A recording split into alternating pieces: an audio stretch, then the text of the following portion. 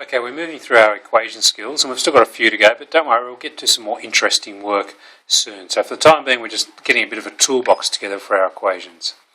So, to start with equations with grouping symbols. So you might remember with grouping symbols, one of the first things we do in our order of operations is to remove grouping symbols. So I'm going to do two different equations here, and I'm going to show you two different methods. And at the end of those two different methods, I want you to complete a PCQ on them to decide when you might use each method. So first one over here, this is method 1. My first method would involve me expanding the brackets to remove the grouping symbols. So I'm going to go 4 times b and 4 times negative 3.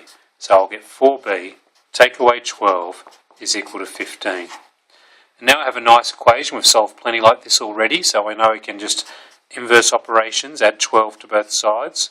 So I'm going to have 4b is equal to 27. We've got our equal signs nicely in line, all our working out being shown. You must be doing this in your books as well. And then we're going to divide both sides by 4, because this means 4 times b. The inverse of times is division. That way I'll be left with just b on this side. 27 over 4, I could leave that as a fraction, in which case it'd be 6 3/4. Some of you might have grabbed your calculators and gone 27 divided by 4, and you would have got 6.75. So method 1, expand out the brackets. Method 2 over here,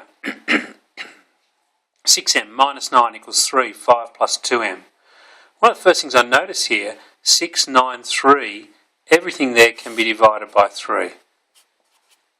So taking care to make sure I divide every term, and this is just one big term here, because the grouping symbols makes them together connected by multiplication, makes it one large term. And that way I can simplify that down, 2m.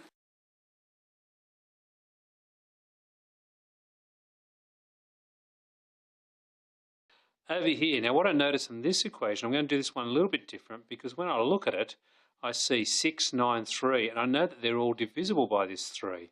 So I'm going to divide each term, and I'm going to be careful to make sure every term gets divided by 3. So that's a term, that's a term. This is all one term, because the grouping symbols have grouped that together and multiplied it by 3. Divide them all by 3. And that way I get 2m, take away 3, is equal to no grouping symbols, 5 plus 4m. So I've managed to remove those grouping symbols without doing any multiplication, instead by dividing.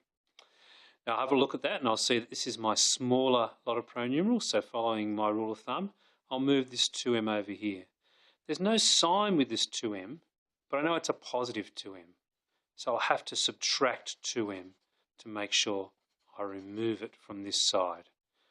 I need to be careful. This is a negative 3, so I need to make sure I have a negative 3 there. Equals 5 plus 2m. Now I'm down to a nice two-step equation.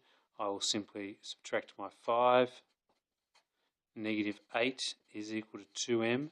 Tracking these negatives, making sure that your negative 3 take away 5 is negative 8.